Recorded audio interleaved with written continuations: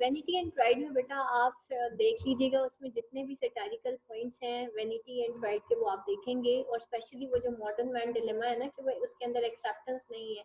हम किसी को ऊपर जाता नहीं देख सकते, हम किसी की न्यूनेस नहीं देख सकते, किसी की इनोवेशंस नहीं देख सकते। ये सारी चीज़ें क्यों हैं? ये हमारे प्राइड की वजह से।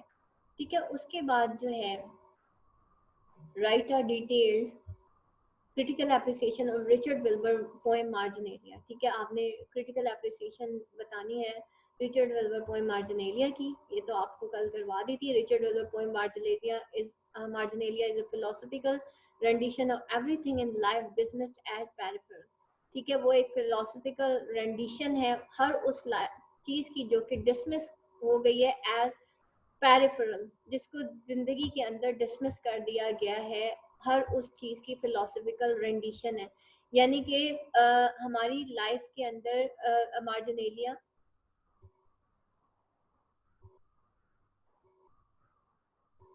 मार्जिनेलिया जो है बेटा, उस बेसिकली क्या है कि हमारी जो थॉट्स हैं हर वक्त उस चीज़ के गिर्द घूमती रहती हैं, यानी कि हमारी ख्वाहिशात के गिर्द घूमती रहती हैं जो कि हमारी ज़िंदगी में पूरी नहीं हो सकती, या हमारे ऐसे गुमान जो कि जहाँ तक हम नहीं पहुँच सकते। तो मार्जिनेलिया जो है उस हद तक, इस हद तक फिलोसफिकल पोएम है कि वो उन मतलब ख्यालात में हम उस वर्ल्ड तक भी जा सकते हैं जिस वर्ल्ड में हम होते नहीं हैं, यानी कि हम एस्केप कर जाते हैं इनटू अ वर्ल्ड।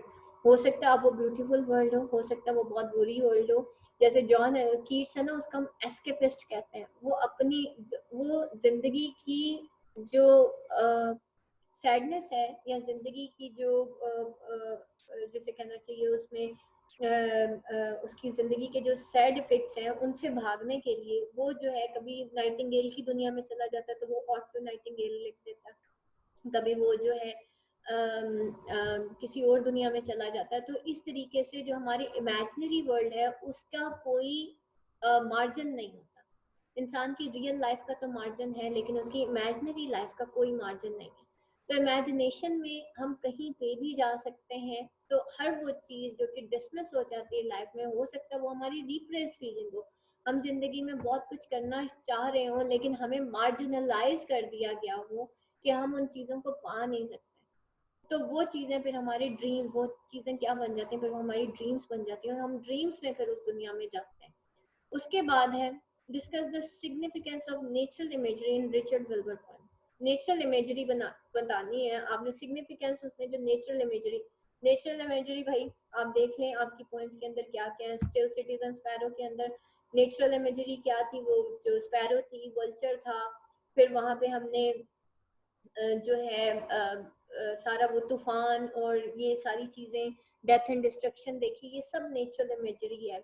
इसी तरह मार्जिनेलिया में देखें वो लिली के फ्लावर्स हैं, वो मार्जिन पॉन्ड्स की बात करता है, फिश पॉन्ड्स हैं, ये सब जो नेचुरल इमेजेस हैं ये सब नेचुरल इमेजरी होती है। और इसके थ्रू उसने क्या मैसेज कन्वे किया, उसकी क्या सिग्निफिकेंस है, आपने ये बतानी है। उसके बाद है right the critical appreciation of Richard Wilbur after the last bulletin. Critical appreciation बतानी है आपने आफ्टर द लास्ट बुलेटिन की।